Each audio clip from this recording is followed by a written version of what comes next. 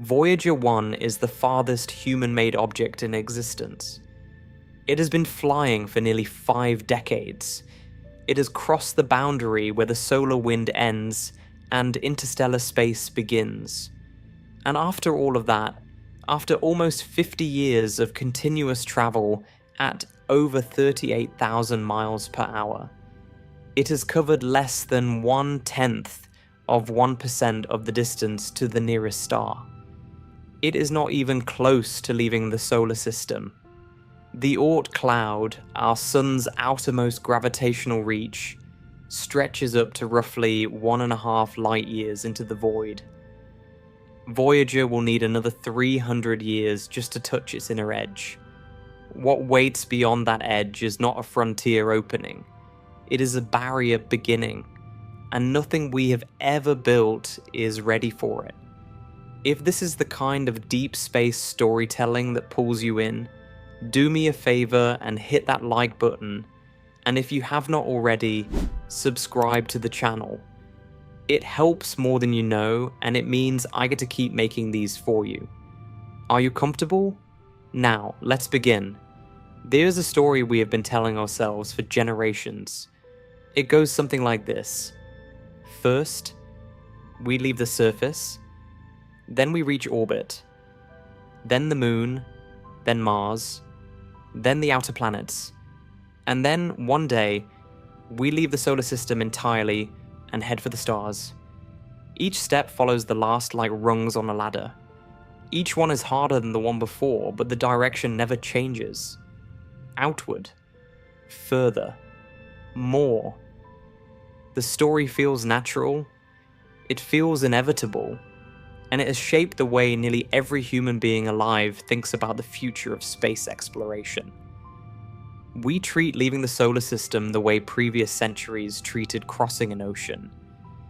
Difficult, dangerous, but ultimately just the next voyage in a long series of voyages that always end in arrival. This story is not entirely wrong, but it contains an assumption so deeply buried that almost nobody examines it. The assumption is that what lies beyond the solar system is simply more of what came before, just farther away. That interstellar space is the same kind of challenge as interplanetary space, only stretched across a wider canvas. That the transition from exploring planets to exploring stars is a difference of degree, not a difference of kind. That assumption may be the single most dangerous idea in the future of human spaceflight. Because what actually waits beyond the edge of our solar system is not a bigger version of the space we already know. It is a different category of environment entirely. And the moment a mission crosses out of the sun's domain, every system it depends on, every assumption it was built around, and every margin of safety it carries begins to collapse in ways that do not add up one at a time. They compound, they multiply, they transform the act of exploration from something ambitious into something that may more closely resemble a slow-motion crisis of survival. But before we can understand why, we need to see clearly what the solar system actually is. Not the simplified diagram you remember from a classroom wall, the real thing. Because most people have never confronted just how large this place is, how deceptive its boundaries are, and how far we actually are from leaving it behind. Start with what we have accomplished. In 1969, human beings walked on the moon. That was roughly 240,000 miles from Earth, a distance light covers in about 1.25 seconds. It took Apollo 11 astronauts about 3 days to get there. It remains the farthest any human has ever traveled from the planet. Since then, we've sent robotic spacecraft considerably farther. The Mars rovers operate at distances that, depending on orbital position, range from roughly 34 million to over 250 million miles from Earth. Communication signals traveling at the speed of light take between 3 and 22 minutes to cross that gap one way. That delay is manageable. Mission controllers send a command, wait for the signal to arrive, and receive confirmation a few minutes later. The rhythm is slow, but it works. The infrastructure holds. Further out, the Cassini spacecraft spent 13 years studying Saturn, roughly 890 million miles from the Sun at its average distance. Commands took well over an hour to arrive. The spacecraft operated with increasing autonomy, but it was still supervised. It still received course corrections. It still depended on Earth for decisions that its onboard systems could not make alone. New Horizons flew past Pluto in 2015 at a distance of roughly 3 billion miles. The light travel time was about 4.5 hours each way. A 9-hour round trip for a single exchange of information. By that point, Mission Control was no longer having a conversation with the spacecraft. They were exchanging letters. Slow ones. And then there are the Voyagers. Voyager 1 launched in 1977.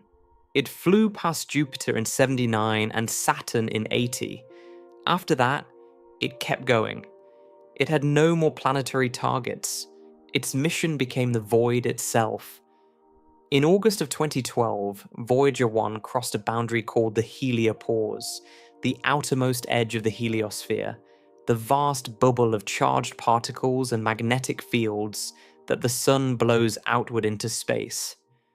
When it crossed that line, instruments on board detected a sudden and dramatic change. The steady stream of solar particles it had been bathing in for 35 years dropped to almost nothing. Simultaneously, the intensity of galactic cosmic rays, high-energy particles originating from exploded stars, and violent events across the Milky Way jumped sharply upward. Voyager 1 had entered interstellar space, the space between the stars. The announcement made headlines around the world. It was described, correctly, as one of the great achievements in the history of exploration. A human-made object had, for the first time, left the Sun's protective bubble and begun sampling the true medium of the galaxy. The phrasing used in news coverage was telling. Voyager leaves the solar system. Voyager enters interstellar space. The implication was clear. We had crossed the finish line. We had made it out. Except we had not. Not even close. Here is where the misunderstanding begins, and it is a misunderstanding that shapes nearly everything the public believes about interstellar travel. The heliopause is real. It is a genuine physical boundary. Crossing it is a legitimate scientific milestone. But the heliopause is not the edge of the solar system. It is the edge of the solar wind. The Sun's gravitational influence extends enormously farther. And the structure that defines that outer gravitational reach is something most people have heard of, but almost nobody has truly reckoned with. The Oort cloud. Imagine the solar system as a series of nested zones. The innermost zone contains the rocky planets, Mercury through Mars, tucked within about 1.5 astronomical units of the Sun. 1 astronomical unit is the distance from the Earth to the Sun, roughly 93 million miles. The next zone holds the gas and ice giants, Jupiter through Neptune, stretching out to about 30 astronomical units. Beyond Neptune lies the Kuiper Belt, a disk of icy bodies and dwarf planets including Pluto and Sedna, extending to perhaps 50 or 60 astronomical units from the Sun. All of that, every planet, every moon, every asteroid, every comet we have ever visited, fits within a region that is, in cosmic terms, a tiny dot. The Oort cloud begins at roughly 2,000 astronomical units from the Sun. Its outer boundary is estimated at somewhere between 100,000 and 200,000 astronomical units. To put that in perspective, 100,000 astronomical units is approximately 1.5 light years. The nearest star system, Alpha Centauri, is about 4.33 light years away. The Oort cloud stretches roughly a third of the way there. This is not a belt. It is not a disk. It is a vast, roughly spherical shell of trillions of icy objects surrounding the entire solar system in every direction. It is so large that the region containing all 8 planets could be placed inside it thousands of times over. And it is so sparsely populated, the objects within it separated by such enormous distances, that a spacecraft flying through it would almost certainly never come close enough to any single body to photograph it. Voyager 1, after nearly 50 years of continuous flight at over 38,000 miles per hour, is currently about 170 astronomical units from the Sun. It will not reach the inner edge of the Oort cloud for roughly 300 more years. It will not exit the outer edge for approximately 30,000 years, and only after it clears that outer boundary will it have truly left the solar system. 30,000 years. Voyager 1, the fastest and farthest object humanity has ever launched, needs 30,000 years to finish leaving home. That number should reorganize something inside you. It should shift the ground beneath the story we have been telling ourselves about the next great step. Because if the solar system itself takes 30 millennia to cross at our current best speed, the notion that reaching the stars is simply the next rung on the same ladder starts to look less like ambition and more like a profound misreading of the map. There is a strange irony buried in the recent history of astronomical observation that sharpens this point. We have not yet sent anything to interstellar space on purpose, but interstellar space has sent things to us. In October of 2017, astronomers at the Pan-STARRS Observatory in Hawaii detected an object moving through the inner solar system on a trajectory that did not match any known comet or asteroid.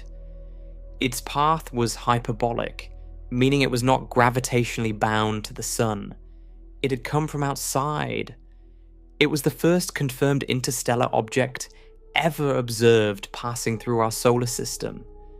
Researchers named it Oumuamua, a Hawaiian word meaning something like scout or messenger. It was small, probably a few hundred meters across, tumbling rapidly and reaching speeds of roughly 54 miles per second during its closest approach to the sun. It was reddish, unusually elongated, and showed no visible coma, the fuzzy halo of gas that typically surrounds a comet. Its origin star system remains unknown. Its composition is still debated, and it was already on its way out of the solar system by the time anyone realized what it was. 2 years later, in August of 2019, a second interstellar visitor was spotted. Borisov was more recognizable. It looked like a comet. It had a bright coma and a visible tail. Its chemical composition showed signs of carbon monoxide and cyanide, both common in solar system comets. But its trajectory was unmistakably interstellar. It had arrived from the direction of the constellation Cassiopeia, swung through the inner solar system, and continued outward. It too was gone within months. Then, in 2025, a third interstellar object arrived. 3I Atlas was detected on an inbound trajectory from the Milky Way's thick disk, a region of the galaxy populated by ancient stars that formed billions of years before our sun existed. The James Webb Space Telescope studied its composition and found something remarkable. The comet's coma was dominated by carbon dioxide rather than the water vapor typical of solar system comets, and its estimated age was approximately 7 billion years, making it roughly 3 billion years older than our entire solar system. This frozen relic had been wandering through interstellar space since before the sun was a cloud of gas. It had survived the death of whatever star it originally orbited. It had drifted through the galaxy for longer than complex life has existed on Earth, and then, by pure gravitational chance, it fell through our neighborhood, gave us a few months of observations, and continued on its way. These three objects are postcards from the void. They arrived here effortlessly, carried by the passive momentum of their ejection from distant and possibly dead star systems, steered by nothing more than the gentle gravitational tides of the galaxy. They cross the interstellar medium without propulsion, without shielding, without power. They are ice and rock. They do not care about radiation or communication delays. They simply drift, and the galaxy is large enough and old enough that some of them occasionally wander through a given star system. But consider the asymmetry. Oumuamua crossed our solar system in a matter of months. A spacecraft attempting to make the reverse journey, traveling from here to whatever system Oumuamua came from, would need not months, but millennia. Possibly tens of millennia. The interstellar visitors arrive with the easy grace of objects that have no schedule and no destination. They are not trying to get here. They are not trying to survive the trip. They are debris, ancient and cold, following the simplest possible trajectories through space. We, on the other hand, are trying to send functioning machines in the opposite direction, along deliberate paths, to specific destinations, carrying instruments that must work when they arrive. Every advantage the interstellar visitors possess, their passivity, their indifference to duration, their freedom from the need to function, is an advantage we cannot share. They are messages that arrived without being sent. We are trying to send messages that must arrive intact. And the distance that a frozen rock crosses without effort is the same distance that threatens to destroy every machine we know how to build. The interstellar visitors remind us that the void between stars is not empty of movement. Objects cross it constantly. They have been crossing it for billions of years, but they cross it as dead matter, carried by inertia, indifferent to time. The moment we ask a machine to cross that same void while remaining alive, functional and purposeful, we are asking something the universe has never been asked to support. And the scale of what that request demands becomes clearer with every system we examine. Now let us talk about what fills this space, because the solar system is not just large, it is structured, it is layered, and those layers do something critically important that vanishes the moment you leave them behind. The heliosphere is the sun's atmosphere in a sense. It is the region dominated by the solar wind, a stream of charged particles, mostly protons and electrons, flowing outward from the sun at speeds of roughly 400 kilometers per second. This wind inflates a bubble that extends to somewhere around 90 to 120 astronomical units, depending on direction and solar activity. At the boundary of this bubble, the solar wind collides with the interstellar medium, the thin gas and dust that fills the space between stars. That collision zone includes a region called the heliosheath, where the solar wind slows and compresses, and then the heliopause, where it finally stops. Inside this bubble, the sun's magnetic field creates a kind of shield. It deflects and scatters a significant portion of the galactic cosmic rays streaming inward from all directions. These cosmic rays are not ordinary radiation. They are atomic nuclei stripped of their electrons and accelerated to tremendous energies by supernovae and other violent astrophysical events. Some carry energies millions of times higher than anything produced by human particle accelerators. They can penetrate metal, damage electronics, break DNA strands, and degrade materials over time. Inside the heliosphere, the sun's magnetic field and the solar wind work together to reduce the flux of these particles, reaching the inner solar system by a significant factor. The exact reduction depends on energy level and solar cycle, but at lower energies, the shielding effect is dramatic. This is not a minor convenience. It is one of the reasons life on Earth has survived long enough to produce a species capable of building spacecraft in the first place. When Voyager 1 crossed the heliopause, its cosmic ray instruments recorded exactly what physicists had predicted. The intensity of a galactic cosmic rays jumped. The environment changed. Voyager entered a space where the sun's protection no longer applied. And the spacecraft, built in the 1970s from components never designed for permanent exposure to the full interstellar radiation field, began aging in a new and harsher way. But Voyager 1 is just an instrument package. It has no crew. It carries no biological material that cares about cosmic rays. It needs no food, no air, no water, no medical system, no psychological support. And even so, after 49 years, its systems are failing. As of 2026, Voyager 1 is running on a power source that generates roughly 220 watts of electricity. That is less than 3 standard light bulbs.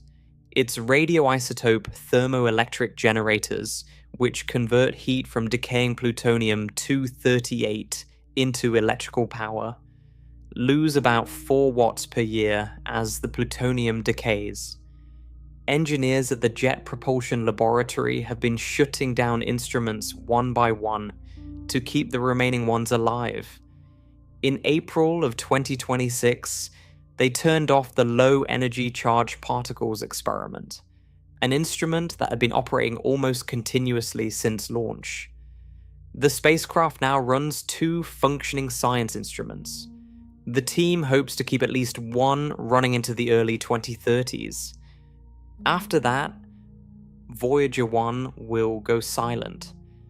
It will continue drifting outward, a dead machine in a dark void, for tens of thousands of years before it even reaches the far side of the Oort cloud. Voyager 2 tells a similar story. Launched the same year, it crossed the heliopause in November of 2018 at a distance of roughly 119 astronomical units. Its own instruments are being shut down on a parallel timeline. Its cosmic ray subsystem is scheduled for deactivation in 2026.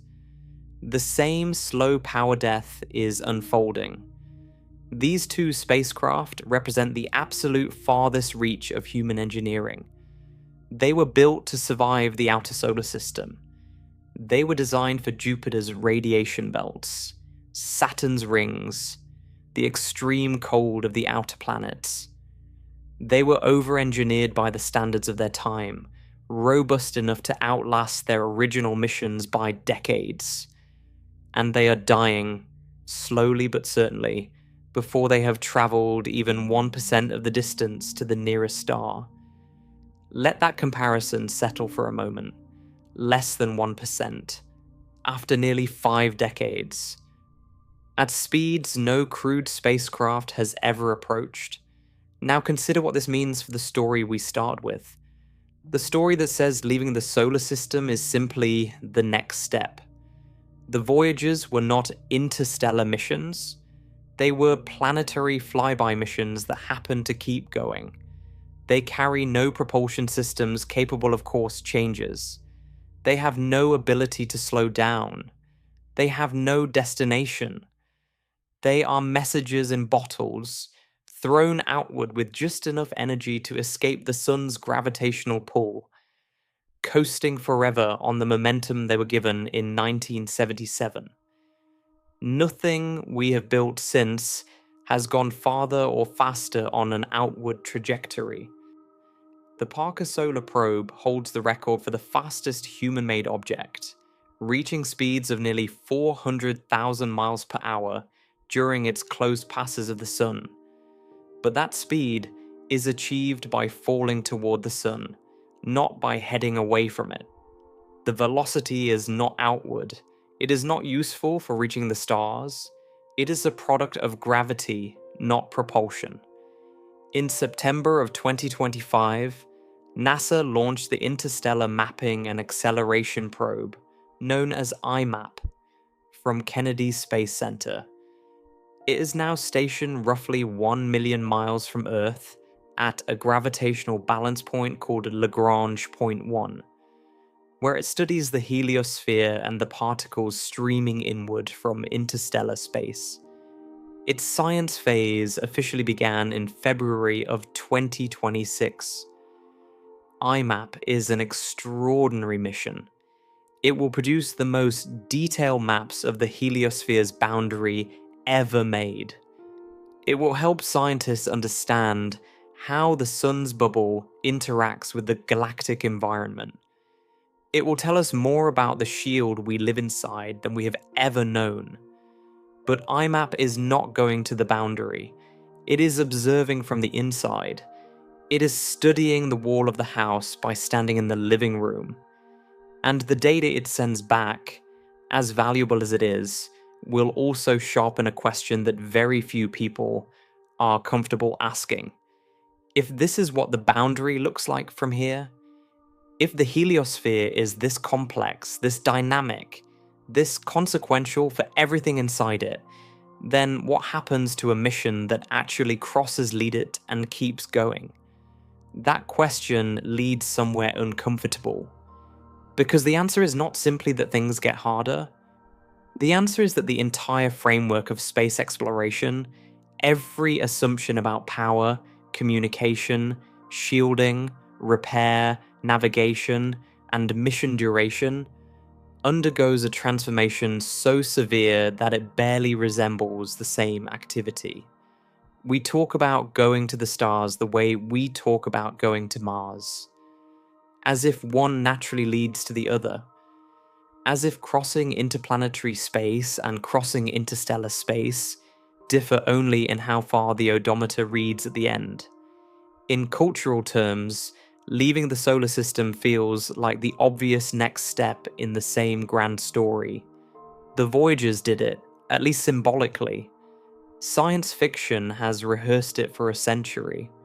The language of exploration frames it as a continuation of the same impulse that carried sailors across the Atlantic and astronauts to the moon. But that framing hides something. It hides the fact that the solar system is not just where we live.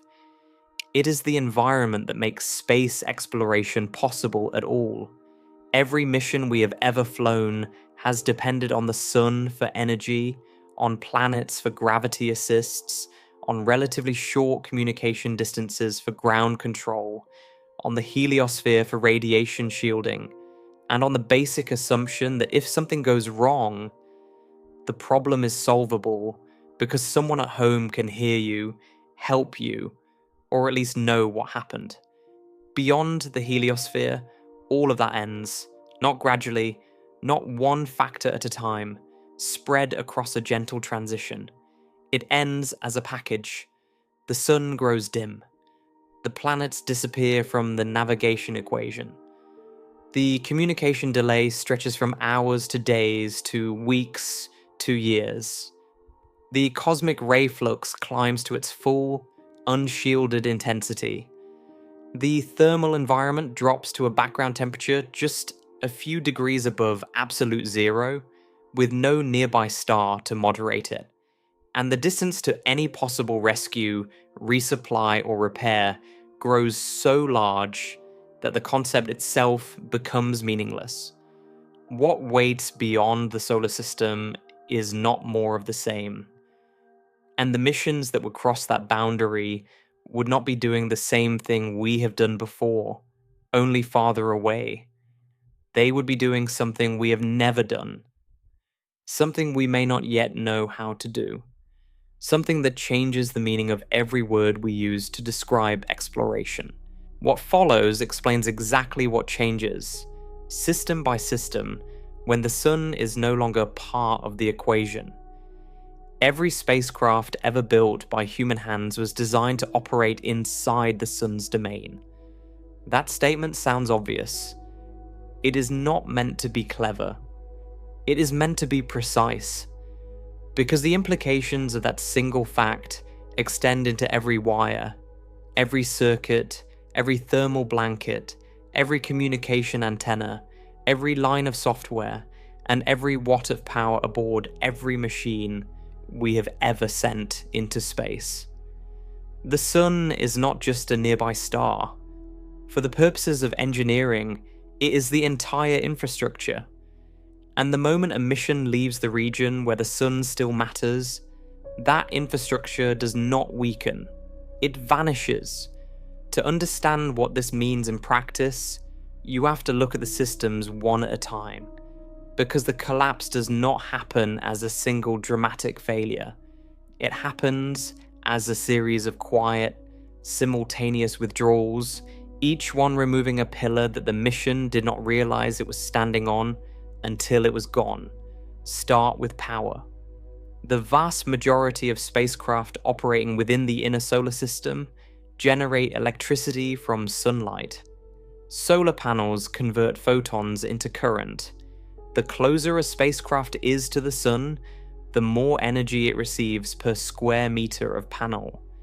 At Earth's distance, roughly 1 astronomical unit, the solar flux is approximately 1,360 watts per square meter. That is enough to power everything from the International Space Station to the Mars rovers to the James Webb Space Telescope orbiting at L2. At Mars, roughly 1.5 astronomical units from the Sun, the flux drops to about 600 watts per square meter. The Curiosity and Perseverance rovers sidestep this limitation by carrying radioisotope thermoelectric generators instead of solar panels, but most Mars-orbiting spacecraft still rely on sunlight. The drop is manageable, the panels are larger, but the engineering works. At Jupiter, roughly 5 astronomical units out, the solar flux falls to about 50 watts per square meter. That is less than 4% of what is available at Earth. The Juno spacecraft, which orbits Jupiter, carries the largest solar arrays ever deployed on an interplanetary mission, each arm stretching nearly 30 feet long. Even with that enormous surface area, Juno generates only about 500 watts at Jupiter. Enough to operate, but just barely. Every system aboard the spacecraft was designed from the ground up to function on a power budget that would be considered starvation level by inner solar system standards. At Saturn, roughly 9.5 astronomical units out, the flux drops to about 15 watts per square meter. Cassini did not attempt solar power. It carried 3 radioisotope thermoelectric generators. At Neptune, 30 astronomical units out, the flux is roughly 1.5 watts per square meter. No solar-powered mission has ever operated there. None is currently planned. Now extend this curve outward. Solar energy obeys the inverse square law. Double the distance and the flux drops to 1/4. Triple it, and it falls to 1/9. By the time you reach 200 astronomical units, still well inside the Oort cloud, the solar flux has dropped to roughly 34 thousandths of a watt per square meter. A solar panel the size of a football field placed at that distance, even at peak efficiency, would generate barely enough power to run a single dim light bulb. At 1,000 astronomical units, the flux falls below 0.02 of a watt per square meter. At 10,000 astronomical units, deep inside the Oort cloud, a football field of panels would produce less power than a hearing aid battery. The sun, as a power source, has ceased to exist. This is not a gradual dimming that clever engineering can compensate for. It is an exponential collapse, and it means that any mission traveling beyond the outer planets must carry its own energy from the start. Energy that does not depend on sunlight, does not depend on proximity to any star, and does not run out over the timescales required by the mission. Today, the only technology that fills this role is the radioisotope thermoelectric generator. It works by converting heat from the natural decay of radioactive material, typically plutonium-238, into electricity through thermocouples. The Voyager spacecraft carry them. The Cassini mission carried them. New Horizons carries one. They are the reason any of these missions operate beyond Jupiter. But radioisotope thermoelectric generators are not a solution to interstellar power. They are a temporary fix that degrades on a known timeline. Plutonium-238 has a half-life of roughly 87.5 years. That means every 87.5 years, the power output of the generator drops by half. Voyager 1 launched with generators producing about 470 watts. Today, nearly 49 years later, those generators produce roughly 220 watts. By the time the spacecraft reaches the inner Oort cloud in 300 years, the generators will have passed through more than 3 half-lives. The output will be in the single digits. The spacecraft will be dead long before it gets there.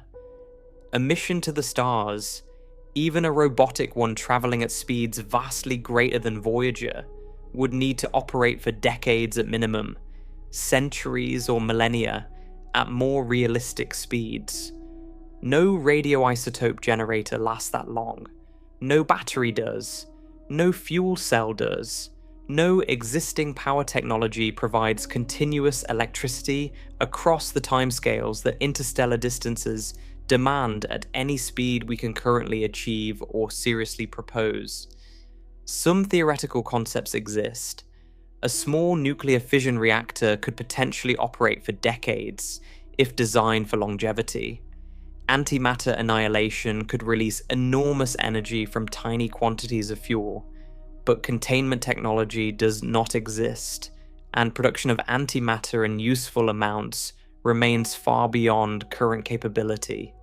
Beamed energy from a distant laser array, the concept behind Breakthrough Starshot, could accelerate a probe but cannot power it once it travels beyond the range of the beam. Each of these ideas addresses one piece of the power problem. None of them is ready. None of them has been tested in space. And the problem is not simply generating power, it is generating power reliably, without maintenance, for longer than any machine in human history has ever continuously operated. Power is the first system to collapse. Communication is the second. And in some ways, communication is more devastating, because power failure ends a mission. Communication failure ends the relationship between the mission and everything it was sent to represent. Every spacecraft operating in the solar system today communicates with Earth through NASA's Deep Space Network, a collection of 3 ground station complexes spaced roughly 120 degrees apart around the globe in California, Spain, and Australia. Each complex houses massive parabolic antennas, the largest of which measure 70 meters across. These antennas send commands to spacecraft and receive their data transmissions. The system has operated continuously since the 1960s. It is one of the most reliable communication networks ever built. But the Deep Space Network, like everything else, was designed for the solar system. When a spacecraft transmits data, it broadcasts a radio signal. That signal spreads outward in all directions, weakening with distance according to the same inverse square law that governs sunlight. A spacecraft at Mars might transmit with a radio power of a few tens of watts. By the time that signal reaches Earth, it is spread across such an enormous area that the amount of energy intercepted by even the largest antenna on Earth is staggeringly small. Engineers describe it in units that require scientific notation. At Pluto's distance, the received signal strength from New Horizons was measured in units of 10 to the negative 22nd watts. That is a decimal point followed by 21 zeros, and then a 2. The Deep Space Network can detect it because the antennas are enormous. The receivers are cryogenically cooled to reduce noise, and the data rate is extremely low. New Horizons transmitted data from the Pluto flyby at roughly 1,000 bits per second. At that rate, a single high-resolution photograph could take hours to arrive. Voyager 1, now roughly 170 astronomical units away, transmits at roughly 160 bits per second. That is slower than a 1980s telephone modem. And the signal it sends is so faint that the total power received by the Deep Space Network antenna is roughly 10 to the negative 25th watts. At that level, the signal is buried so deep inside the noise floor of the cosmos that it takes sophisticated mathematical processing to extract it at all. Now extend this outward.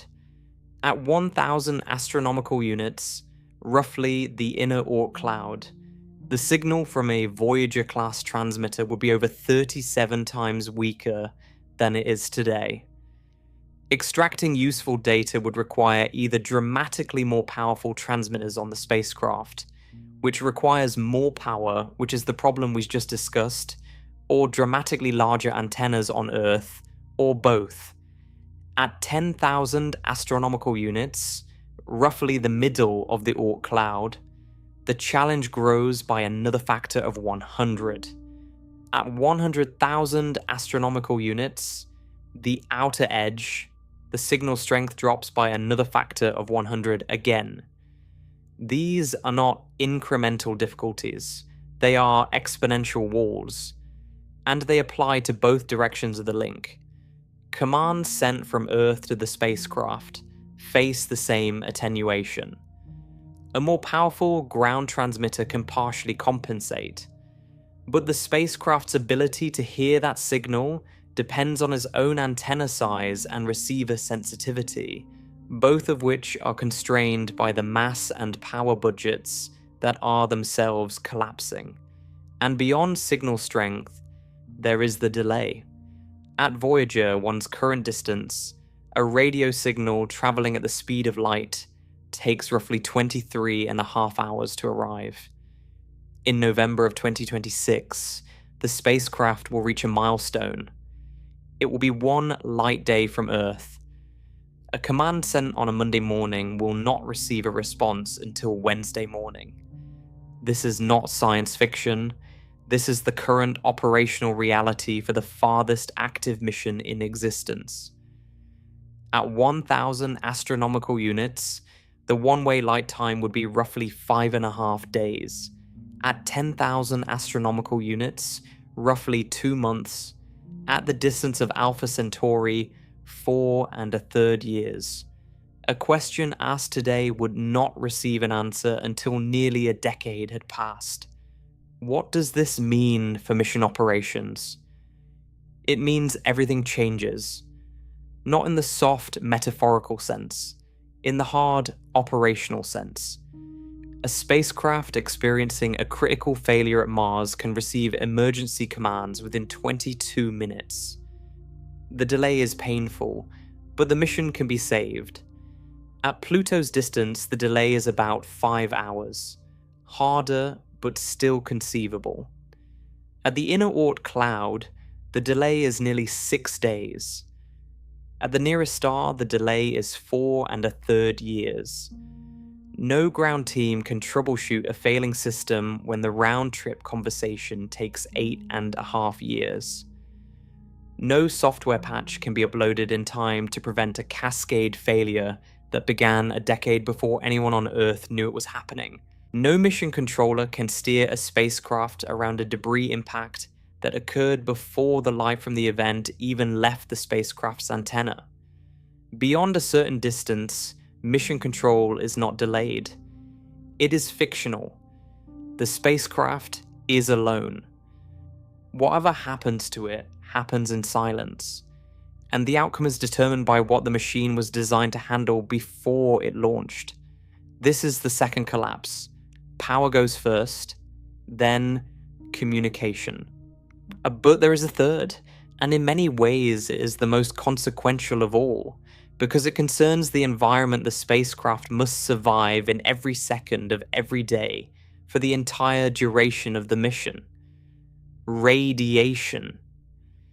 Inside the heliosphere, the sun's magnetic field and the outward pressure of the solar wind create a buffer against galactic cosmic rays. This shielding is not total.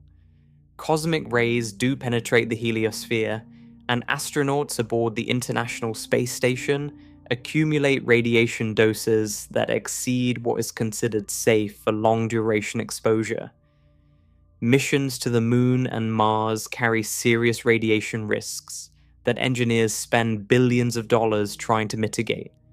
But the heliosphere significantly reduces the flux of the most dangerous particles, particularly the lower energy cosmic rays that are most effectively deflected by the solar wind's magnetic turbulence. We described earlier what Voyager 1's instruments recorded when it crossed the heliopause in 2012, and what Voyager 2 confirmed in 2018. The cosmic ray intensity did not climb gradually, it jumped. The boundary between partial protection and full exposure was sharp enough to look like a wall in the data. What matters here is not the measurement itself, which we have already covered, but what it means for engineering. Because that wall is not just a line on a chart, it is the dividing line between two completely different radiation regimes, and every component aboard any future interstellar spacecraft must be designed to survive on the harsher side of it for the full duration of the mission. For a robotic spacecraft built from 1970s electronics, this increased radiation is a slow poison. It accelerates the degradation of semiconductor components. It introduces bit flips in memory systems. It weakens materials over time. The Voyagers were not designed for this environment, and the fact that they have survived as long as they have in interstellar space is a testament to overbuilt engineering and considerable luck. For any future spacecraft designed to operate in interstellar space for decades or centuries, cosmic ray shielding becomes one of the defining engineering constraints, and the physics of shielding against galactic cosmic rays is deeply unfriendly. Unlike lower energy solar radiation, which can be blocked by relatively thin layers of material, the highest energy galactic cosmic rays can penetrate meters of solid aluminum. Worse, when these particles strike heavy shielding materials, they produce showers of secondary particles, including neutrons, that can be even more damaging to electronics and biological tissue than the original cosmic ray. This is called secondary radiation, and it means that adding more shielding can, past a certain point, actually increase the radiation dose inside the spacecraft rather than decrease it. The optimal shielding materials are light elements, particularly hydrogen-rich compounds, because they absorb cosmic ray energy without producing as many secondary particles. Water, polyethylene, and liquid hydrogen are among the best options. But the mass required is enormous. Estimates for shielding a crude habitat against the full interstellar cosmic ray flux range from tens to hundreds of metric tons of material, depending on the design and acceptable dose limits. Every kilogram of shielding is a kilogram that must be accelerated to mission velocity, and at the speeds required for interstellar travel, the energy cost of accelerating that mass is staggering. For robotic missions, the problem is smaller but still severe.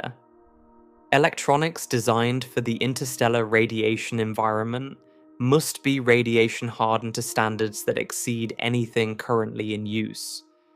They must tolerate cumulative doses over decades or centuries that no existing spacecraft component has been tested against, and they must do so without maintenance, without replacement parts, and without the ability to call home for a software patch when something starts to degrade.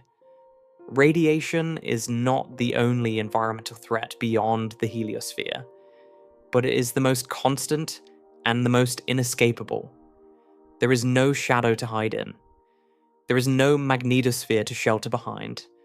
There is no periodic solar minimum to offer a brief window of reduced flux. The galactic cosmic ray environment in interstellar space is relentless, isotropic, arriving from every direction at once, and it does not stop. It is the baseline condition of the universe outside the sun's influence, and every system aboard the spacecraft must be designed to survive in it for the full duration of the mission, with zero interruptions and zero external support. There are two more collapses that happen alongside power, communication, and radiation. They receive less attention because they are less intuitive, but they are no less severe. The first is thermal, the second is navigational, and together they complete the picture of what a spacecraft loses the moment it leaves the sun behind. Start with heat, or rather the absence of it. Space is cold. Everyone knows this. But the cold of interplanetary space and the cold of interstellar space are not the same problem. Inside the solar system, a spacecraft is always in a thermal relationship with the sun. Even at Saturn's distance, where sunlight is feeble by inner system standards, the sun still delivers enough radiant energy to be a factor in the spacecraft's thermal budget. Engineers design thermal control systems around this input. They use reflective coatings, insulating blankets, louvers, and heaters to manage the balance between incoming solar energy, internally generated waste heat, and radiation losses to the cold of space. The sun is not just a power source, it is a heat source, and thermal engineers account for it in every model they build. Remove the sun from that equation, and the thermal environment changes in a way that is quiet but relentless. The background temperature of the universe, the cosmic microwave background, sits at roughly 2.7 Kelvin. That is approximately minus 270 degrees Celsius, roughly minus 455 degrees Fahrenheit. It is the coldest natural temperature that exists anywhere in the cosmos, and it is the temperature that every surface on a spacecraft radiates toward once the sun no longer contributes meaningful warmth.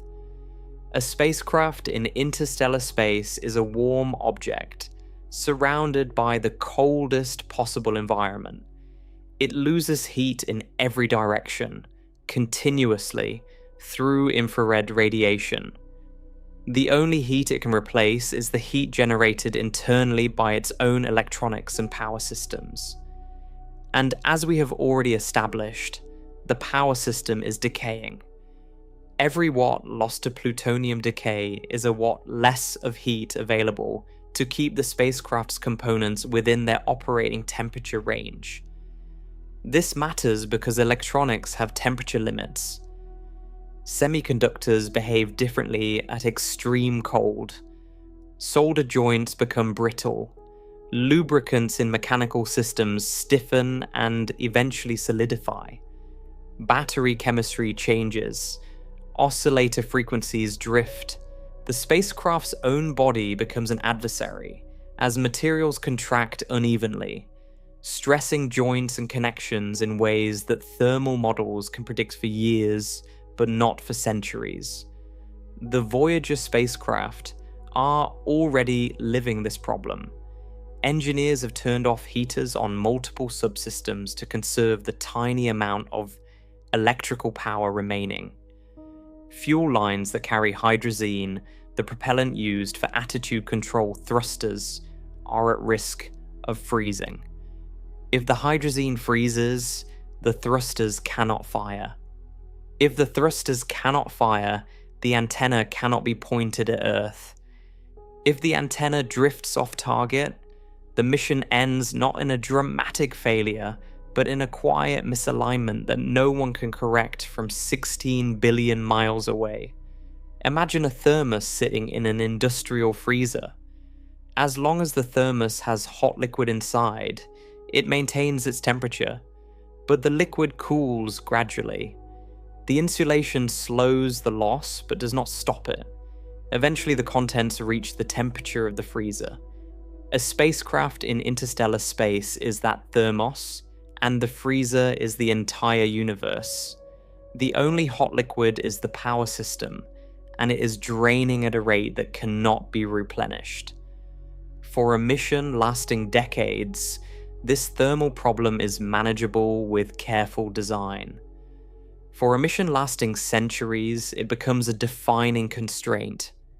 The spacecraft must either generate enough waste heat to keep itself warm for the entire transit, which requires a power source that lasts that long, which brings us back to the unsolved power problem, or it must be built from materials and components that function reliably at temperatures approaching the cosmic background. No existing spacecraft component has been validated for continuous operation at those temperatures over those timescales. The qualification testing alone would take longer than most space programs last. The second collapse is navigational, and it is more subtle but equally consequential. Inside the solar system, spacecraft navigate using a method that depends entirely on Earth-based infrastructure. The Deep Space Network does not just send and receive data. It tracks the spacecraft's position with extraordinary precision by measuring the Doppler shift of its radio signal and the time delay of ranging pulses. Combined with gravitational models of the planets and moons, this tracking allows mission controllers to determine a spacecraft's position to within a few kilometers, even at distances of billions of miles.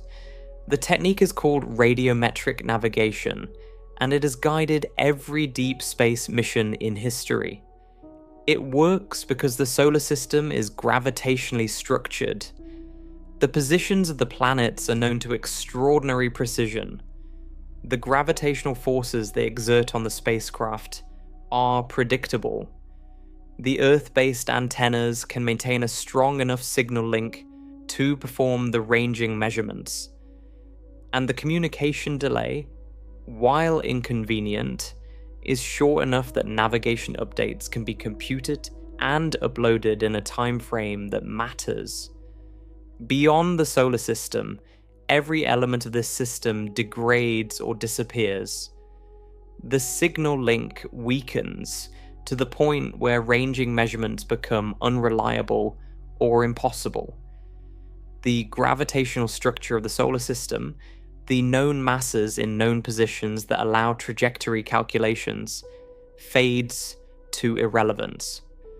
The communication delay grows so large that by the time a navigation fix is computed on Earth and transmitted to the spacecraft has moved millions of miles from the position the fix was based on. An interstellar spacecraft must navigate autonomously, It must determine its own position, velocity, and orientation using only what it can observe from its own vantage point. The most promising technique is optical navigation using star trackers, cameras that photograph background stars and compute the spacecraft's attitude and trajectory by comparing observed star positions against a stored catalogue. This technique exists today in rudimentary form. Star trackers are used on many spacecraft for attitude determination, but using them for interstellar navigation, where the spacecraft must maintain course accuracy over light years of travel with no external verification, requires a level of long-term precision that has never been demonstrated. The star catalogue itself becomes a problem over long durations. Stars move, their positions shift measurably over centuries, due to their own motion through the galaxy. A catalogue compiled at launch will become increasingly inaccurate as the mission progresses. The spacecraft must either carry models that predict stellar motion centuries into the future, or it must be capable of updating its own catalogue by observing the stars and computing their drift. A task that requires functioning cameras, functioning processors, functioning memory, and functioning software across the full duration of the transit. Every one of those components is subject to the radiation degradation and thermal stress already described. Navigation in interstellar space is not an extension of navigation in the solar system. It is a different discipline, built on different assumptions, requiring different capabilities, and like power, communication, radiation shielding, and thermal management, it is a system that the solar system provides for free, and that interstellar space does not provide at all. Now place these three collapses side by side. Power vanishes because the sun is too far away, and no existing technology provides energy for centuries. Communication collapses because signal strength obeys the inverse square law and delay grows to years. Radiation intensifies because the heliosphere's shielding ends and the full galactic flux takes over. Each of these is a severe engineering problem on its own. Together they form something worse than the sum of their parts. They form a system of compounding failures. A spacecraft that loses power cannot transmit. A spacecraft that cannot transmit cannot receive navigational corrections. A spacecraft exposed to decades of unshielded cosmic rays suffers electronic degradation that accelerates every other failure mode. A weakened computer cannot manage a failing power system. A failing power system cannot maintain the heaters that keep propellant lines from freezing. Frozen propellant lines mean the spacecraft can no longer orient its antenna toward Earth. A misaligned antenna means the last thread of communication, already impossibly faint, snaps entirely. This is not a hypothetical failure chain.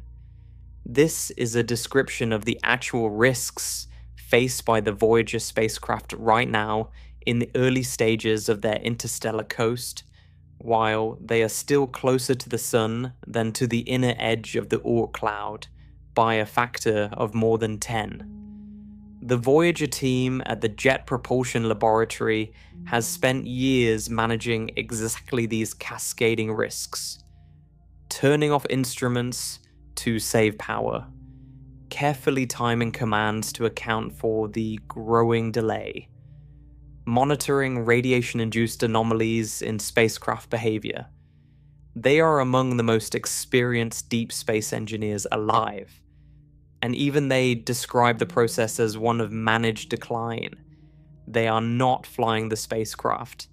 They are nursing it, keeping it breathing one system at a time, knowing that each shutdown brings the final silence closer. And the Voyagers only need to survive long enough to collect a few more years of data. They have no destination. They are not trying to arrive anywhere.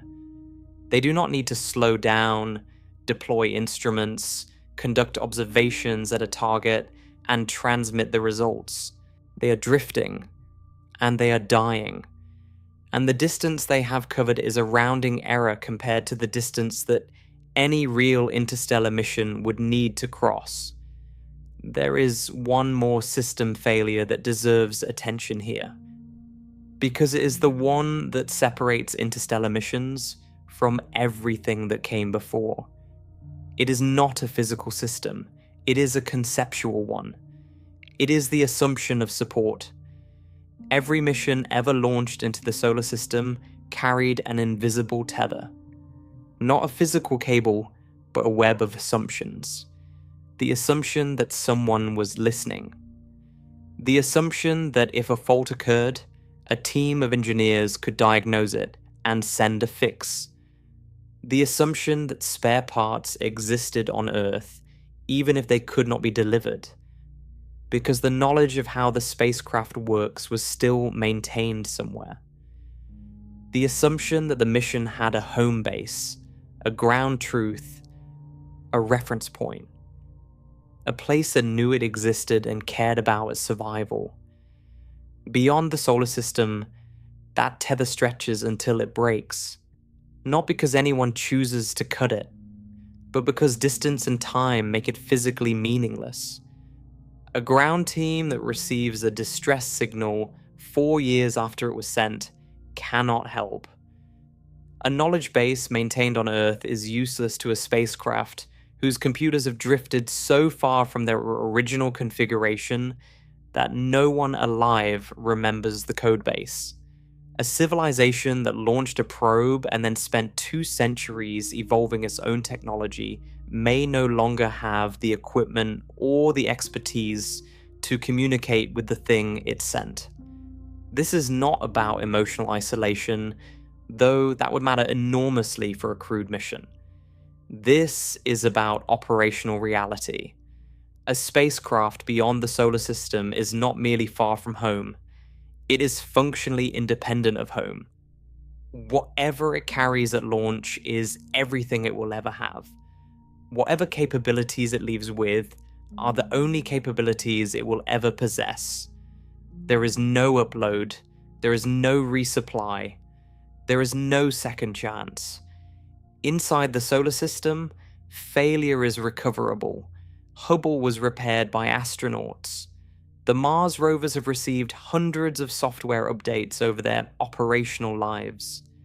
The Voyager team has reprogrammed their spacecraft's computers multiple times across decades to adapt to new conditions. Every one of these interventions was made possible by the fact that the spacecraft was close enough and the communication link fast enough to maintain an active relationship between the machine and the people who built it. Beyond the solar system, that relationship ends, and what replaces it is not independence in the heroic sense, it is isolation in the operational sense. The spacecraft must contain within itself the answer to every problem it will ever face, or it will fail. And the list of problems it will face across decades or centuries of flight through the harshest environment in the reachable universe is not something any engineer can fully enumerate before launch. That is the threshold, not a line on a map, not a dramatic boundary with a signpost. A slow, compounding withdrawal of every system, every safeguard, and every assumption that made space exploration possible in the first place. Power, communication, shielding, and support do not fail one at a time in sequence. They fail together, reinforcing each other's collapse, creating a mission environment that is not just harder than anything we have attempted. It is different in kind, and what comes next makes it worse. Because beyond the threshold, beyond the first collapse, the distances keep growing. The problems do not stabilize, they deepen. And the timescales required to cross the void between our sun and the nearest star are so extreme that they challenge not just our engineering, but our understanding of what it means for a machine or a mission or a species to endure. Everything described so far, the power collapse, the communication breakdown, the radiation exposure, the withdrawal of support, happens at the edge. It happens in the first fraction of the journey, and it happens to spacecraft that are not trying to go anywhere in particular. The Voyagers are drifting. They have no destination, no timeline, no requirement to arrive intact and functional at a specific place. They simply need to keep a few instruments running for a few more years while coasting through the near fringes of interstellar space. An actual interstellar mission is a fundamentally different proposition. It has a destination. It has a purpose that depends on reaching that destination. And the distance between here and there is so vast that confronting it honestly requires abandoning nearly every intuition human beings have about travel, time, and what it means to send something somewhere and expect it to arrive. The nearest star system to our sun is Alpha Centauri, a triple star system located approximately 4 1/3 light years away. That number, 4 1/3 light years, is used so often in popular science that it has become almost comfortable. It sounds manageable. It sounds like the kind of distance that a sufficiently determined civilization could bridge. It is, after all, the closest one, the nearest neighbor, just next door in galactic terms. But galactic terms are not human terms. 4 1/3 light years is approximately 25 trillion miles. That is 25 followed by 12 zeros. If you were to write that distance out in inches, the number would be so large that merely reading it aloud at a normal speaking pace would take you longer than the time it took the Apollo astronauts to fly to the moon and back. The distance is not just large, it is a category of large that the human brain was never built to process. Now translate it into travel time. Voyager 1, currently the fastest outbound object humanity has produced, travels at roughly 38,000 miles per hour. At that speed, reaching Alpha Centauri would take approximately 75,000 years. That number needs to be held still and examined because it tends to slide off the mind. 75,000 years.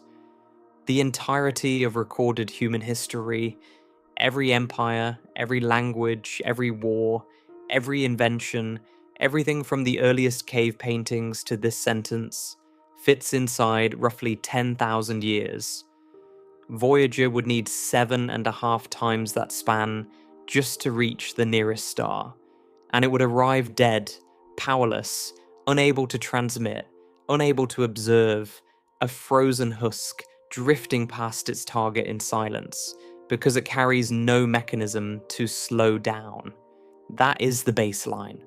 That is what current technology actually delivers.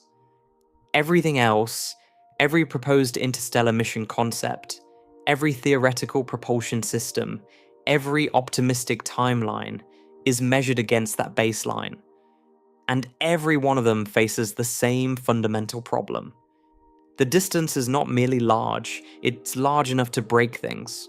Not in the dramatic, explosive sense, in the slow, patient, cumulative sense. Materials fatigue, lubricants evaporate, seals degrade, electronics accumulate radiation damage, software encounters conditions its designers never anticipated. Mechanical systems develop tolerances that drift outside acceptable ranges.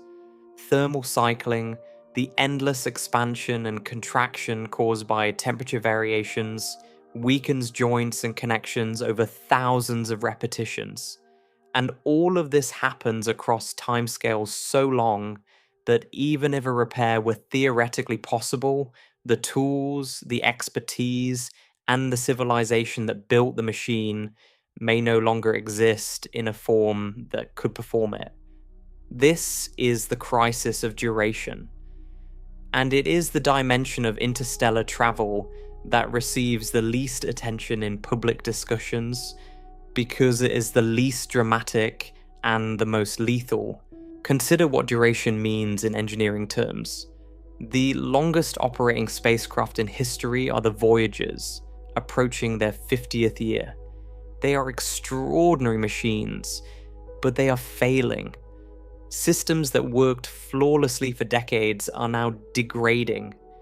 Heaters have been turned off, instruments have been shut down, thrusters that have not fired in 37 years were reactivated in 2017 as a desperate measure to maintain antenna pointing after the primary thrusters degraded. The engineering team has described the process as one of constant improvisation, finding workarounds for problems that no one predicted in 1977. 50 years, and the machines are in their final chapter. Now, imagine a mission that must last not 50 years, but 500, or 5,000, or 50,000. The engineering challenge does not scale linearly. It scales in a way that introduces entirely new categories of failure. At 50 years, you worry about component degradation. At 500 years, you worry about material science limits that have never been tested at those timescales. At 5,000 years, you worry about whether the fundamental assumptions embedded in the spacecraft's design, the programming languages, the data formats, the logical architecture, will still be intelligible to anything or anyone that might try to interpret the mission's output if it ever arrives. No human artifact has ever been designed to function continuously for 5,000 years. We have buildings that old, we have tools that old, but those are passive objects. They do not need to generate power, process data, orient themselves in space, protect delicate instruments from radiation, and transmit coherent signals across light years of void. A functioning interstellar spacecraft, after 5,000 years of flight, is not an engineering challenge. It is a challenge to the concept of engineering itself, and the distance does not care about the challenge. The distance simply is 25 trillion miles to the nearest star, 30,000 years to cross the Oort cloud at Voyager speed, the void between the Oort cloud's outer edge and Alpha Centauri, roughly 2.5 light years of genuine nothingness. No solar influence, no gravitational waypoints, no landmarks of any kind, just empty interstellar medium stretching in every direction for trillions upon trillions of miles. The Oort cloud itself deserves closer examination because it is not merely a distance marker on the way to the stars. It is a hazard zone in its own right, and crossing it is a journey that dwarfs any transit in the history of human engineering. At Voyager, one speed of roughly 38,000 miles per hour, the Oort cloud crossing, from its inner edge at approximately 2,000 astronomical units to its outer edge at roughly 100,000 astronomical units, would take approximately 29,000 years. Even at a significantly faster speed, say 1% of the speed of light, the crossing would take roughly 150 years. At 10% of the speed of light, roughly 15 years. These numbers sound progressively more reasonable until you remember that no human spacecraft has ever reached even 0.1% of the speed of light on an outward trajectory. During that crossing, the spacecraft traverses a region that is gravitationally ambiguous. The Oort cloud is still technically within the sun's gravitational influence, but only barely. Objects at the outer edge of the cloud are so loosely bound to the sun that the gravitational tug of passing stars and the tidal forces of the galactic disk can perturb their orbits.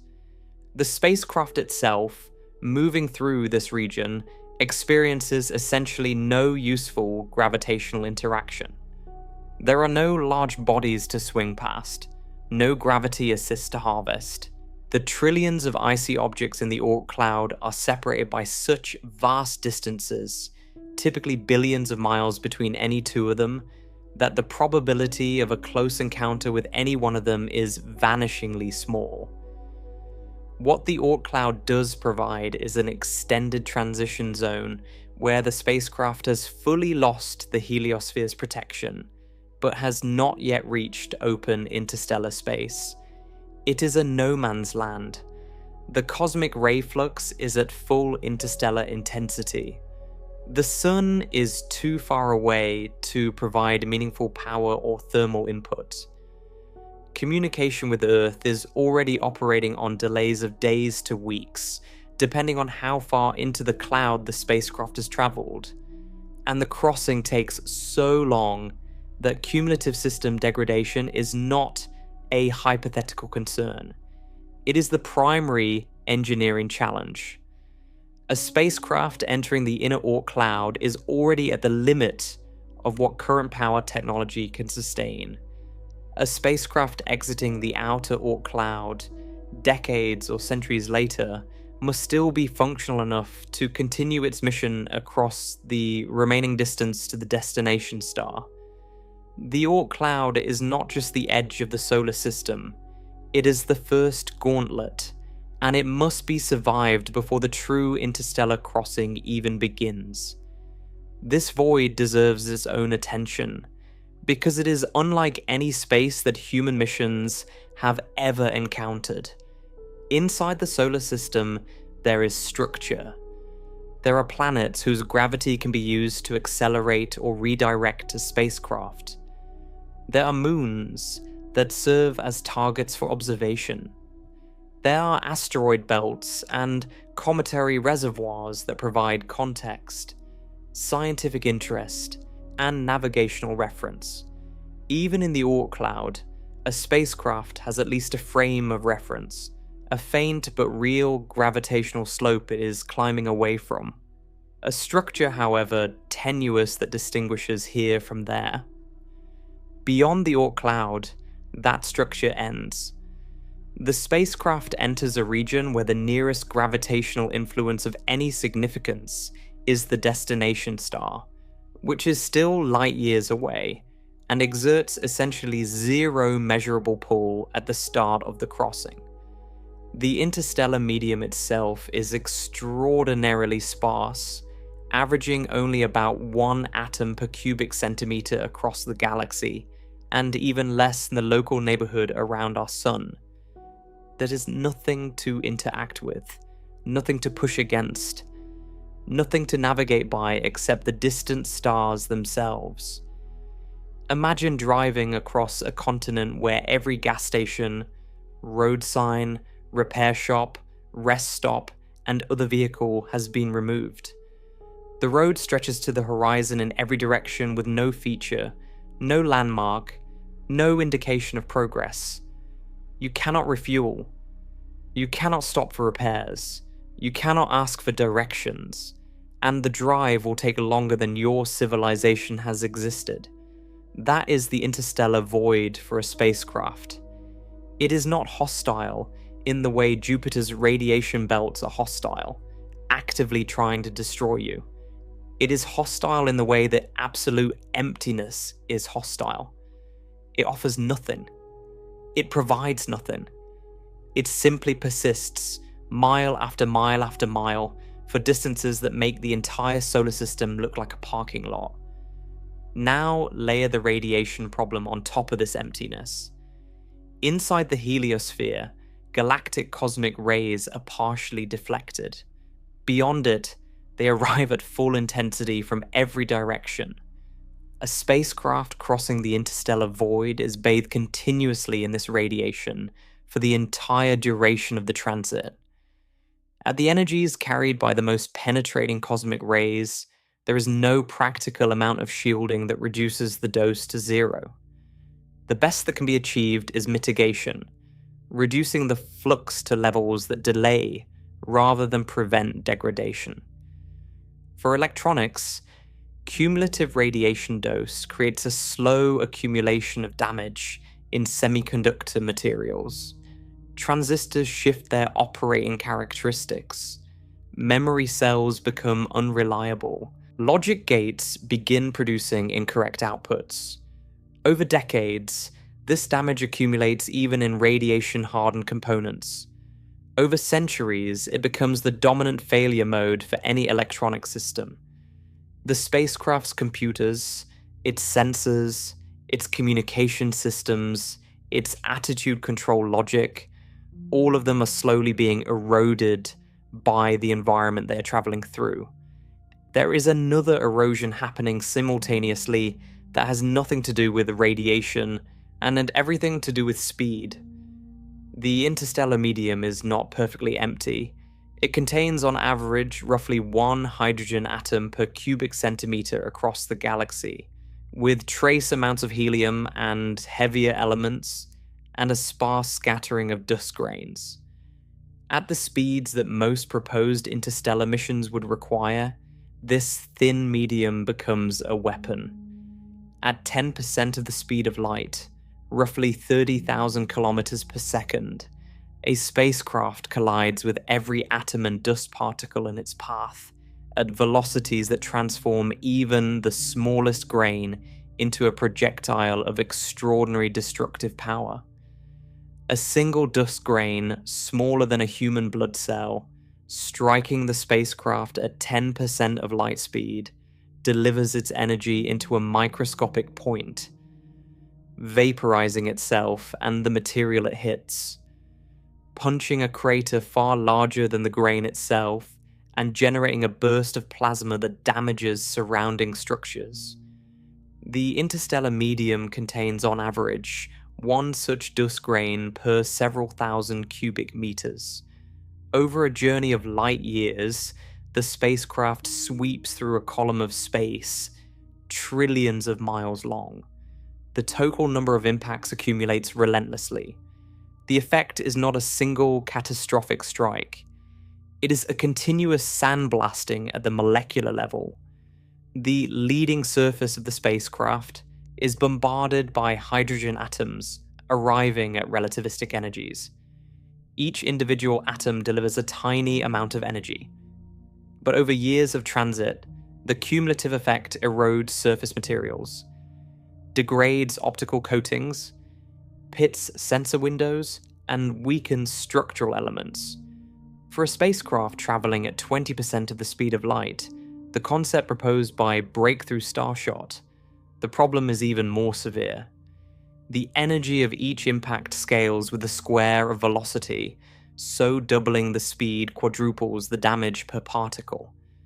This erosion cannot be prevented. It can only be mitigated by designing the spacecraft's forward surfaces with sacrificial shielding, materials intended to absorb the bombardment, and ablate away gradually over the course of the journey. But sacrificial shielding has mass. Mass requires energy to accelerate, and energy is the resource that every other constraint is already consuming. The dust erosion problem is not independent of the power problem, the mass problem, or the duration problem. It is woven into all of them, another strand at the web of compounding failures that defines interstellar mission design. At lower speeds, the erosion is less dramatic, but the duration is longer, which means more time for every other degradation mechanism to operate. At higher speeds, the erosion is severe, but the transit is shorter, reducing cumulative radiation and thermal stress. There is no speed that solves all the problems simultaneously. Every velocity is a compromise, a trade between one set of failure modes and another. And at every point on that spectrum, the interstellar medium exacts its toll.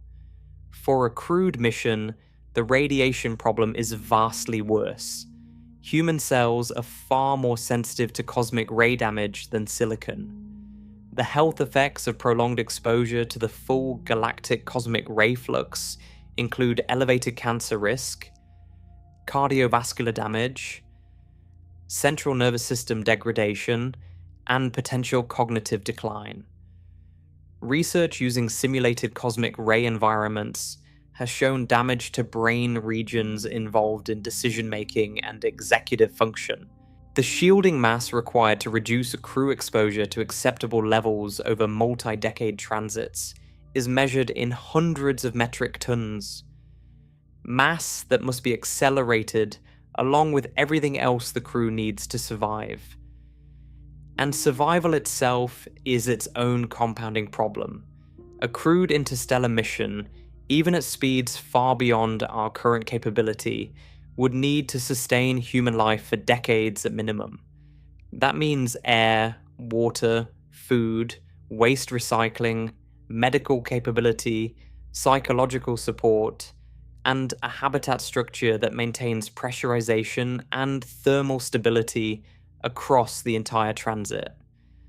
Every one of these systems must operate without external resupply for the full duration. A closed-loop life support system that recycles water and atmosphere with 99% efficiency still loses 1% per cycle. Over years and decades, those losses accumulate.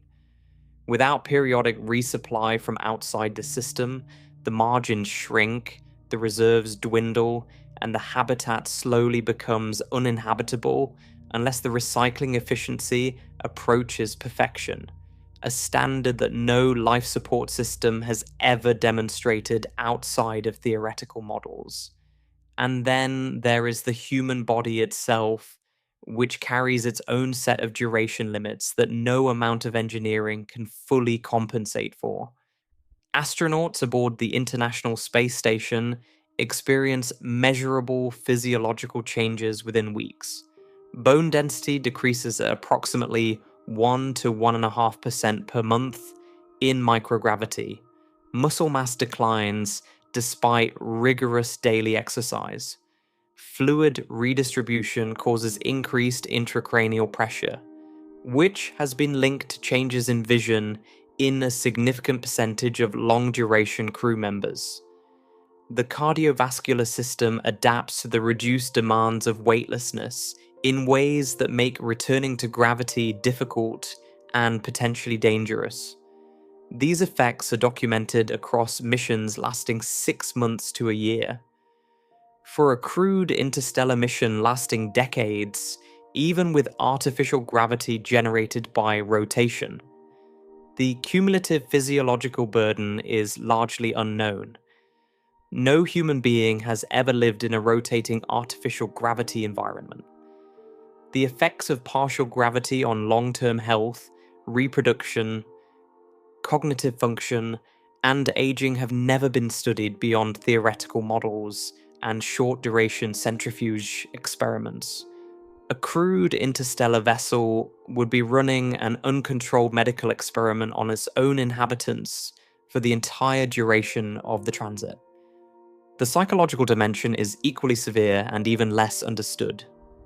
Studies of isolated crews in analog environments, Antarctic research stations, submarine deployments, simulated Mars missions, consistently document increased interpersonal conflict, decreased motivation, sleep disruption, and cognitive blunting over periods of months.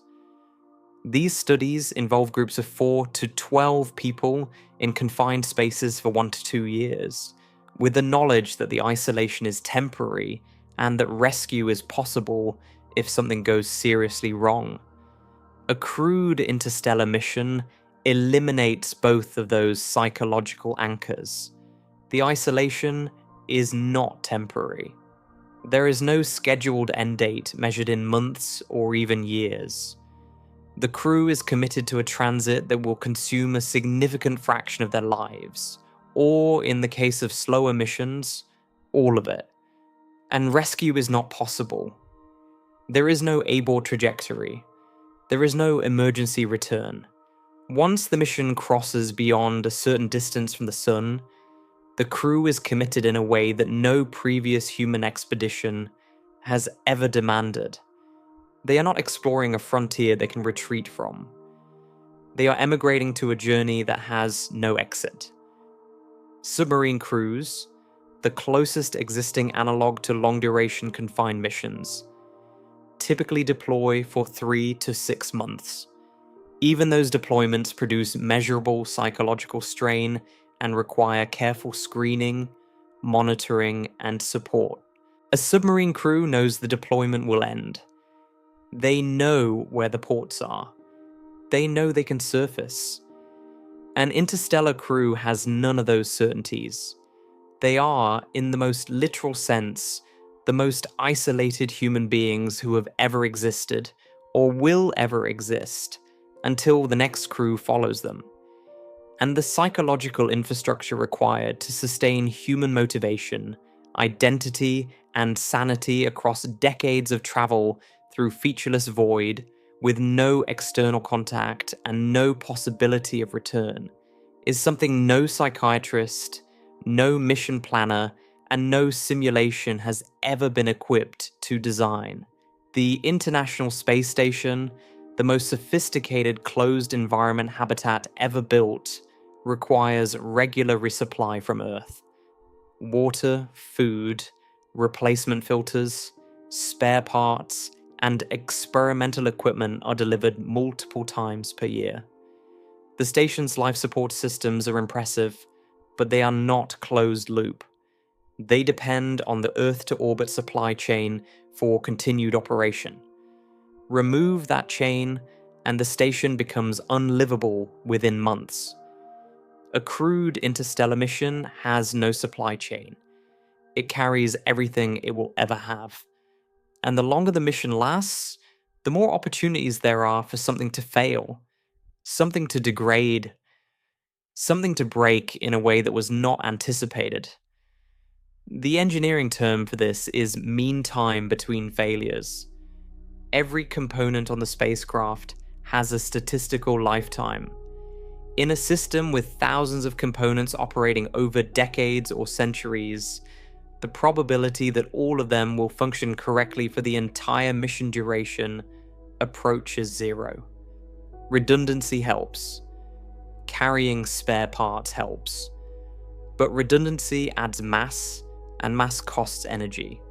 And energy is the first thing that fails when you leave the sun behind. This is the compounding crisis. It is not a single problem with a single solution. It is a web of interlocking problems, each one made worse by every other. The distance demands long duration. Long duration demands reliable power. Reliable power demands energy density that current technology cannot provide. The radiation environment degrades the systems that manage the power. Degraded systems cannot maintain communication. Lost communication means lost support. Lost support means every subsequent failure is faced alone, with only what was carried at launch and whatever autonomous capability the spacecraft possesses. It is worth pausing here to examine the most ambitious interstellar concept that was ever backed by serious money, because its fate illustrates the gap between ambition and reality with uncomfortable clarity. In April of 2016, Russian-Israeli billionaire Yuri Milner stood at a press event in New York alongside Stephen Hawking, the most famous physicist alive at the time, and announced a project called Breakthrough Starshot. The concept was elegant in its audacity. A ground-based array of lasers, outputting a combined 100 gigawatts of power, would fire a concentrated beam at a tiny spacecraft, a chip weighing roughly 1 gram, attached to a reflective sail roughly 4 meters across. The beam would accelerate this craft to 20% of the speed of light in a matter of minutes. At that velocity, the probe would reach Alpha Centauri in approximately 20 years. It would fly through the system, capture images, collect data, and beam the results back to Earth using a miniaturized laser transmitter. The return signal would take another 4 1/3 years to arrive. Total mission time, from launch to data reception, roughly 25 years, within a human lifetime. The announcement was electrifying. The pledged budget was $100 million for a proof of concept. The concept attracted serious scientific attention. Researchers at universities and institutions around the world received small grants to investigate specific technical challenges. Meetings were convened, papers were published. For a few years, interstellar travel felt less like science fiction and closer to engineering aspiration. Then, quietly, the project stalled. By 2025, Scientific American report that Breakthrough Starshot was on indefinite hold, if not functionally over. Of the $100 million pledged, public accounting showed less than $5 million had actually been spent. The grants distributed to researchers were modest, often smaller than the grants those same researchers received from NASA for comparable work. The large-scale laser array that the concept required, a multi-kilometer phased array producing 100 gigawatts of coherent power, remained entirely theoretical. No prototype had been built, no test facility existed. The challenges identified during the project's active years were not resolved. They were catalogued. The problems were not trivial. Accelerating even a 1-gram payload to 20% of light speed requires an energy input equivalent to the total electricity consumption of a small nation, delivered in minutes. Focused on a target roughly 4 meters wide that is accelerating away from the beam at a rapidly increasing velocity. The beam must track the sail with a precision measured in fractions of an arc second as it recedes. The sail itself must be made of a material that reflects nearly all of the incoming laser energy while absorbing almost none of it, because even a tiny fraction of 100 gigawatts converted to heat would vaporize the sail instantly. The material must also be strong enough to maintain its shape under the asymmetric pressure of the beam, light enough to be accelerated by it, and durable enough to survive decades of interstellar flight after acceleration ends.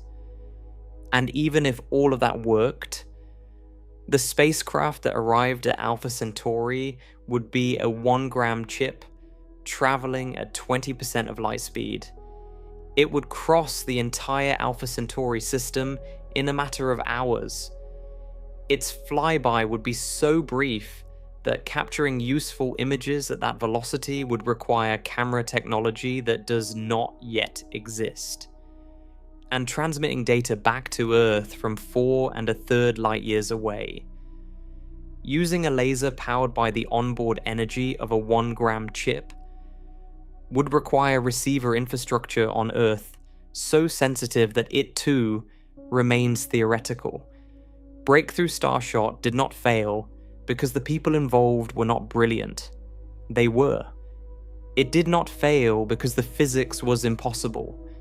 The physics, in principle, permits it. It stalled because the engineering gap between principle and practice turned out to be so vast that $100 million could not even begin to cross it. And this was a project designed for the simplest possible interstellar mission. No crew, no deceleration, no orbit insertion, no extended observations, just a 1-gram chip flying through a star system at 60 million meters per second and snapping pictures as it goes.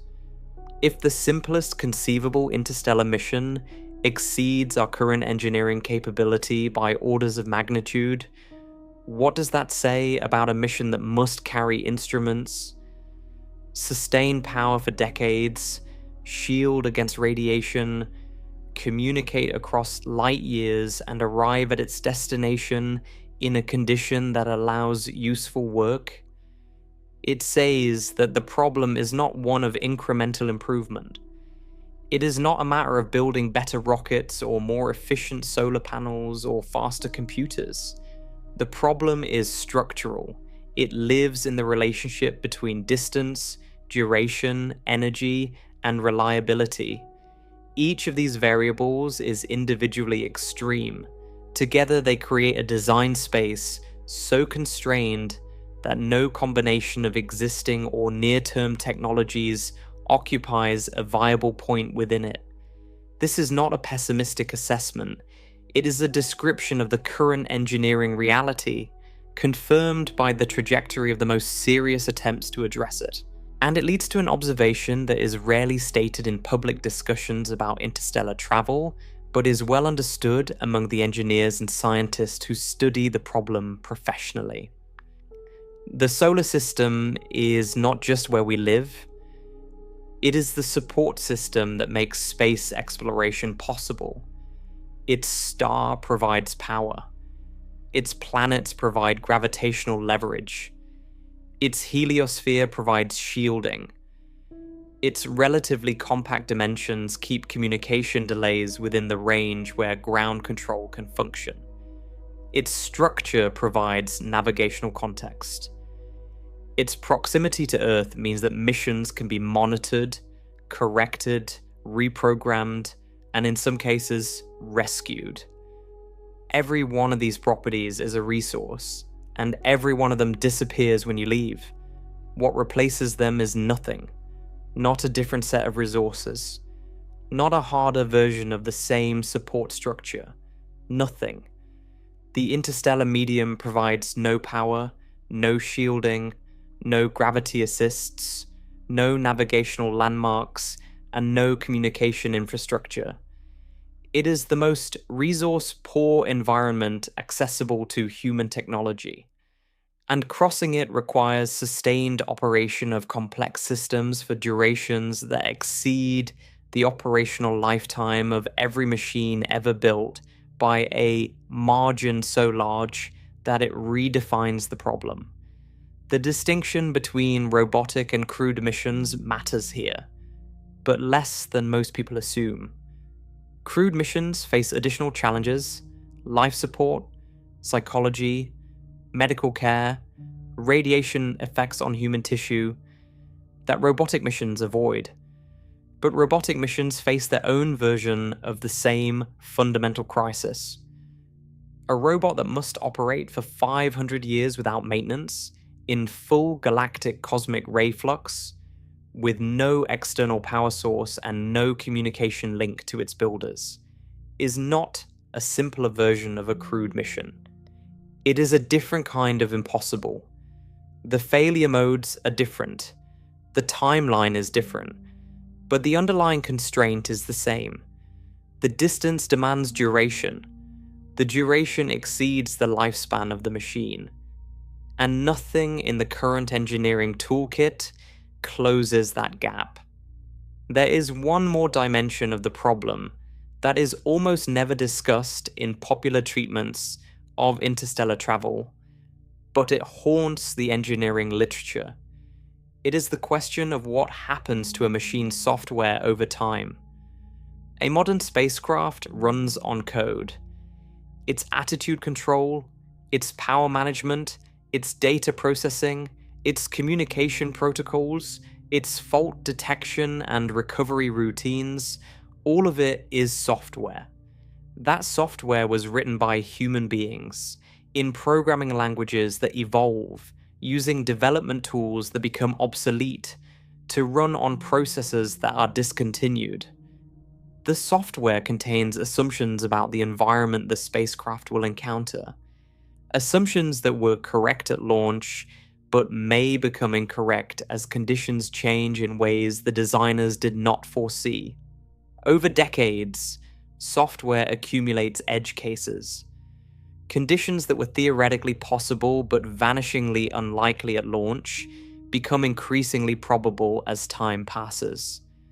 Memory corruption from cosmic ray hits introduces errors that the error correction routines were not designed to handle at the rates encountered in interstellar space. Timing assumptions built into the code drift as clock oscillators age and shift frequency. Sensor calibrations become stale as the instruments degrade. On a solar system mission, these problems are managed by uploading new software from Earth. The Mars rovers have received major software updates multiple times during their missions. Voyager's onboard computers have been reprogrammed repeatedly to adapt to new conditions. This continuous maintenance is what keeps the machines alive. Remove it, and the software becomes a snapshot of its designer's understanding at the moment of launch, frozen in time, slowly diverging from the reality the spacecraft actually inhabits. An interstellar spacecraft carries software that must remain functional for longer than most programming languages have existed. Longer than most operating systems have been maintained. Longer, potentially, than the civilization that wrote the code will remain in a form that could understand it. The software must handle situations its authors never conceived of, in an environment they could not fully characterize, using hardware that is slowly being destroyed by radiation, with no possibility of a patch, an update, or a reboot supervised by human hands. This is not a solvable problem in the traditional sense. It is a constraint that defines the boundary of what is currently achievable. And it is one of the reasons that the most honest assessments of interstellar mission feasibility, written by the engineers closest to the hardware, tend to end not with timelines or cost estimates, but with lists of enabling technologies that do not yet exist. The accumulation is now complete. Power, communication, radiation, duration, material endurance, system reliability, software longevity, and the total absence of external support. Each one is a wall. Together they form not a single barrier, but a thickening density of obstacles that grows more severe with every astronomical unit of distance from the Sun. There is no point in the journey where the problems stabilize. There is no cruising altitude where the mission reaches equilibrium and simply waits out the clock. The degradation is continuous. The distance is continuous. And the compounding is continuous. What this means for the larger story of human exploration is something that must be stated carefully, because it is easily misread as either despair or dismissal.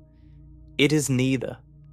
It is a recognition that the boundary of the solar system may represent something more significant than the edge of a neighborhood. It may represent the edge of a category, the category of exploration that human beings currently know how to do. What lies beyond that edge is not simply farther. It is fundamentally, structurally, operationally different. And what comes next will confront what that difference actually means for the way we think about our place in this universe, and the journey we keep telling ourselves comes next. There is a moment in every long expedition when the traveler stops looking at the destination and starts looking back at what was left behind. It happens not because the journey has failed, but because the distance already covered has begun to reveal something about the distance still remaining. The proportion shifts, the scale clarifies, and what once felt like progress begins to feel like prologue. Humanity may be approaching that moment with interstellar space. Not because we have traveled far enough to see the stars up close, but because we have traveled far enough to understand what seeing them up close would actually require.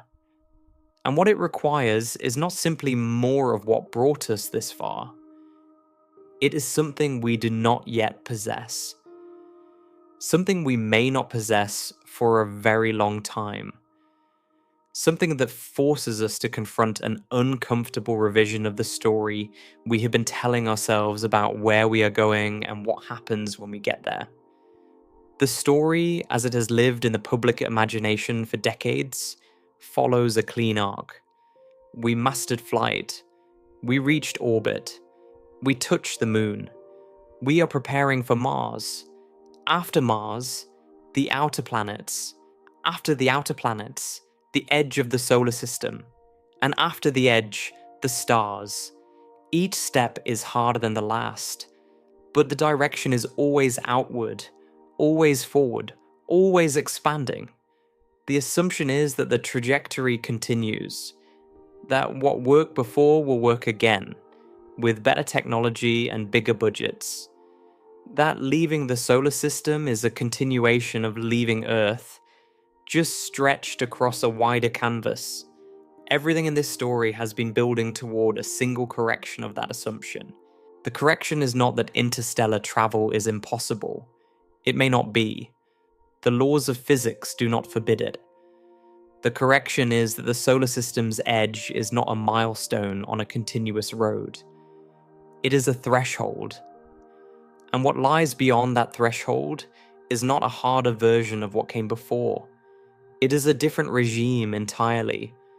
A regime where every form of support that made exploration possible, power from the sun, shielding from the heliosphere, communication with Earth, gravitational structure for navigation, proximity for rescue and resupply, collapses not one piece at a time but all at once.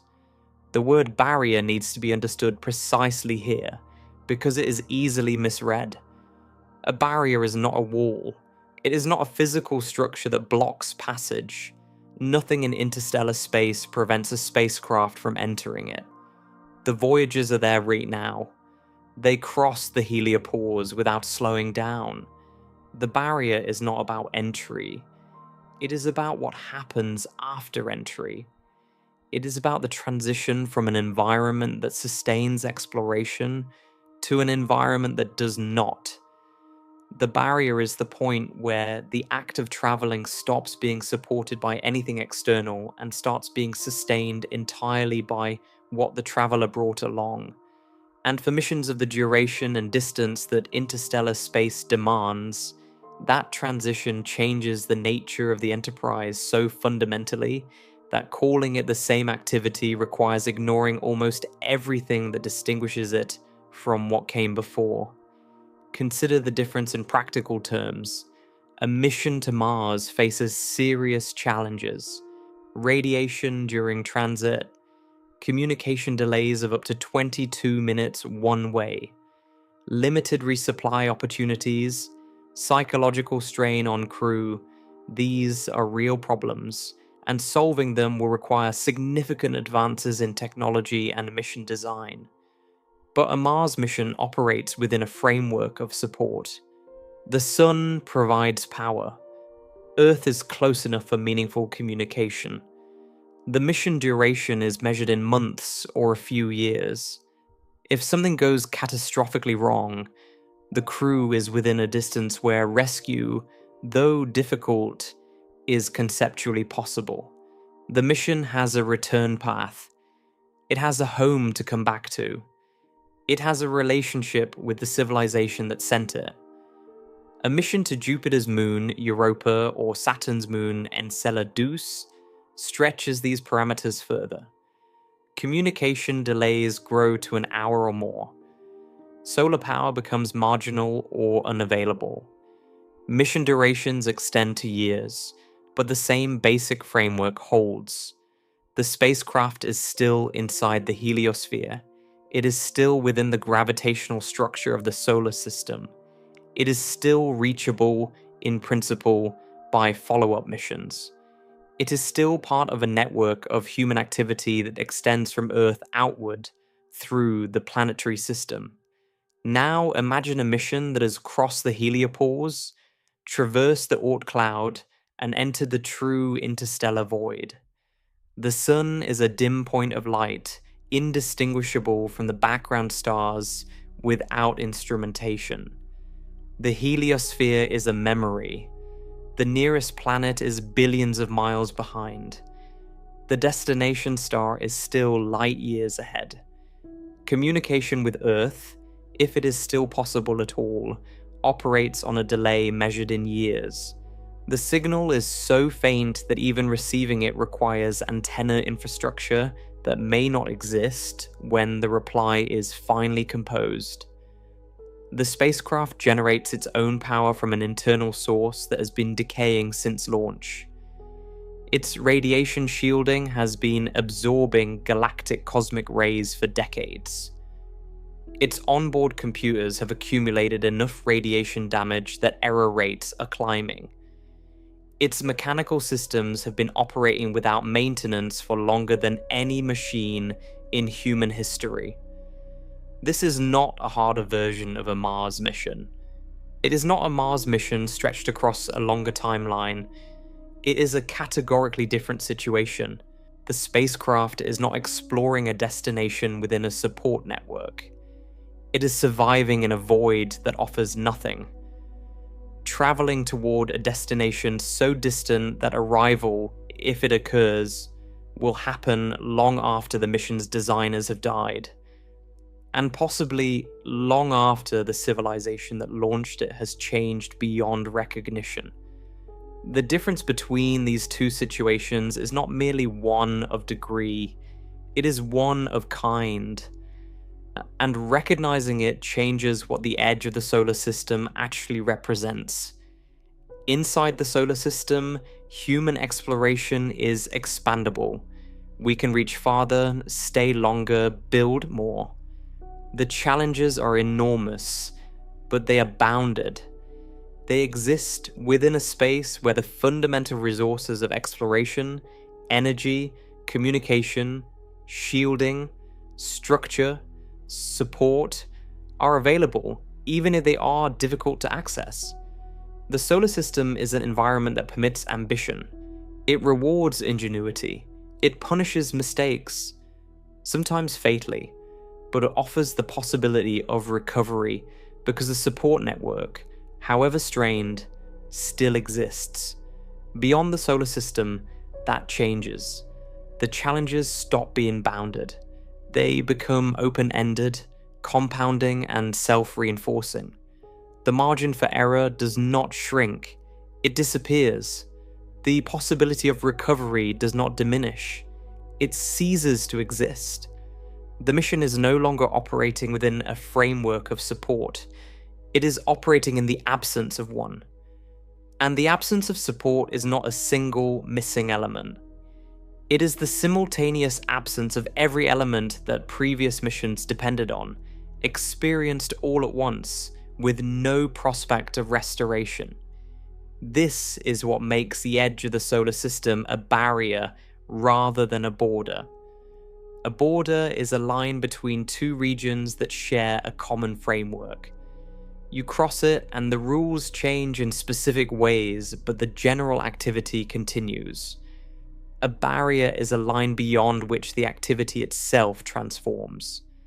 The skills, tools, and strategies that worked on one side do not function on the other. You can cross it, but what you are doing after you cross it is no longer the same thing you were doing before. Human space exploration, as it has existed from Yuri Gagarin to the Artemis program, is a solar system activity. It depends on the sun. It depends on the planets. It depends on the heliosphere. It depends on communication with Earth. It depends on mission durations that fit within the operational lifetime of the machines we know how to build. Remove any one of these dependencies, and the mission becomes dramatically harder. Remove all of them simultaneously, and the mission enters a regime where our current engineering and operational knowledge does not provide a viable path. This does not mean the path will never exist. It means it does not exist now. And it means that the popular narrative which treats interstellar travel as the natural next step after planetary exploration may be creating a dangerous illusion. The illusion is that the hard part is behind us, that the transition from Earth to Mars is the steep section of the learning curve, and everything after that is a gentler slope extending outward to the stars. The reality may be precisely the opposite. The transition from Earth to Mars, from the inner solar system to the outer solar system, from the planets to the heliopause, may be the manageable part. The part where the tools we have actually work. The part where the framework of support holds. The steep section, the truly vertical wall, may begin exactly where most people believe the great journey has only just started. At the edge, at the boundary, at the place where the heliosphere ends and the interstellar medium begins. Not because that boundary is physically impassable, but because crossing it means leaving behind the last environment that human engineering knows how to operate in. There is a way to picture this that makes the structure visible. Imagine standing on a beach at night. Behind you is a campfire. Its light extends outward, illuminating the sand, the driftwood, the shallow surf. You can see where you are. You can see the ground beneath your feet. You can find your way back. The light does not reach far, but within its circle, you can move, work, and navigate. Beyond the firelight is the ocean. It is dark. It is vast. It has no floor you can stand on, no landmark you can steer toward, no boundary on the far side that you can see. Walking into the surf feels like a continuation of walking on the beach. The first few steps are wet, but the ground is still there. Then the ground drops away, and what you are doing is no longer walking. It is swimming, in the dark, in open water, with no shore behind you that you can return to, and no shore ahead that you can see. The heliosphere is the firelight. The solar system is the beach. Interstellar space is the ocean. And the transition between them is not gradual.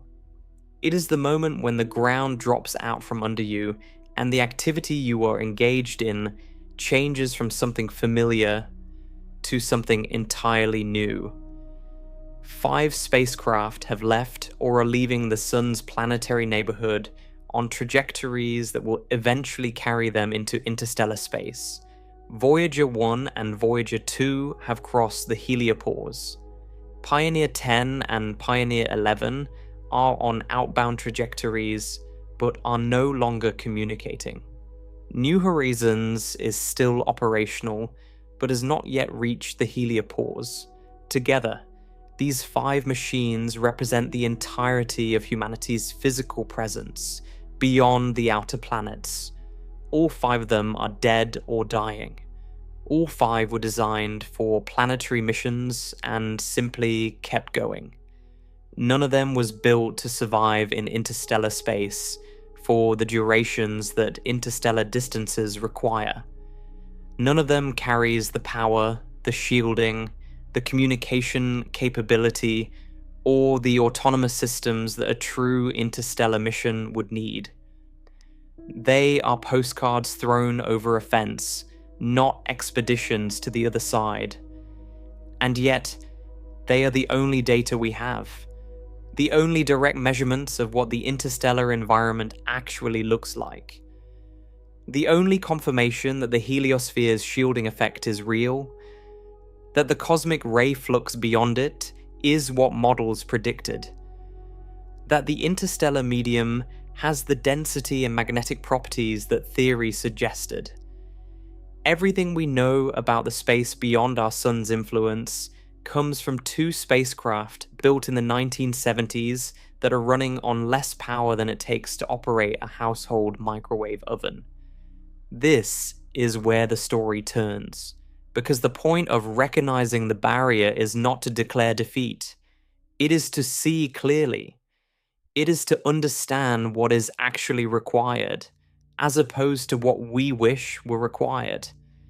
And what is actually required is not a bigger rocket or a better battery. It is a rethinking of what space exploration means when the support system disappears. Inside the solar system, Exploration means sending something outward and maintaining a relationship with it. The spacecraft reports back. The ground team responds. The mission evolves in real time, a collaboration between the machine and the minds that built it. This model has worked for 70 years. It has produced extraordinary science. It has expanded human knowledge in ways that justify every dollar and every hour spent on it. And it has a future. Mars, Europa, Enceladus, Titan, the Kuiper Belt, the outer heliosphere. There are decades of meaningful exploration still to be done within the sun's domain. Exploration that will teach us things we cannot learn any other way. But that model does not extend beyond the solar system. The relationship between the machine and its makers, the collaboration that defines modern space exploration, cannot survive the distances and durations that interstellar space imposes. A spacecraft that takes centuries to reach its destination and additional years to transmit its findings is not collaborating with anyone. It is operating alone, executing instructions written by people who are no longer alive, using hardware that is older than any functioning technology on Earth, in an environment that no one who designed it ever directly observed. This is not exploration in the sense that the word currently means. It is something else. Something that may require new language, new frameworks, and new expectations. Something that may require us to build machines so autonomous, so resilient, and so self-sustaining that they become, in a meaningful sense, independent agents. Not tools directed from Earth, but entities capable of making decisions, adapting to unforeseen circumstances, and persisting through timescales that dwarf the operational life of any institution that might have sent them. That is a technological challenge of a kind we have never faced, but it is also a philosophical one, because it asks us to consider what it means to send something into the void that we cannot control, cannot communicate with, cannot retrieve, and may never hear from again. It asks whether such a mission is still exploration, or whether it is something closer to an act of faith, a message launched into silence with no guarantee of a reply. The interstellar medium does not care about our ambitions. It does not care about the stories we tell ourselves or the timelines we draw on whiteboards. It is approximately 276,000 times wider than the distance from the Earth to the Sun, measured to the nearest star alone. It is filled with galactic cosmic rays that do not diminish and do not pause. It offers no energy, no shelter, no structure, and no mercy. It is the default state of the universe, the heliosphere, with its warmth and its shielding and its busy little planets, is the exception. And we live inside the exception. Recognizing this does not require despair, it requires honesty. The first real barrier in space may not be the Van Allen belts, or the radiation of deep space on the way to Mars, or the crushing gravity of Jupiter, or the freezing darkness beyond Neptune. Those are hard. They are dangerous. They have killed people and destroyed machines. But they exist within a regime where human engineering has demonstrated competence. They are problems with solutions, even if some of those solutions are still being developed. The first real barrier may be the one that begins after all of those have been passed. After the last planet is behind you, after the heliosphere fades, after the sun becomes one star among many, after the communication delay grows so long that the concept of mission control loses its meaning, after the power source has been decaying for decades, and the radiation has been accumulating in every circuit and every cell, after every system that supported every previous mission has withdrawn, all at once, And what remains is the spacecraft, the void, and the distance. That barrier does not announce itself. There is no wall to hit, no alarm to sound, no dramatic moment of failure. It is a slow realization, a dawning awareness that the environment has changed in a way that is not reversible. The spacecraft is not in trouble. It is in a new category. And the category does not forgive the same way the solar system does. Inside the heliosphere, a mistake can sometimes be corrected. A failure can sometimes be recovered. A mission can sometimes be saved by ingenuity and luck. Beyond the heliosphere, in the deep interstellar medium, the margins for all of those things narrow towards zero and stay there. This is the truth that sits beneath the title of this story. The real barrier in space may begin after the solar system ends. Not because interstellar space is simply vast, though it is. Not because the distances are merely large, though they are incomprehensibly so.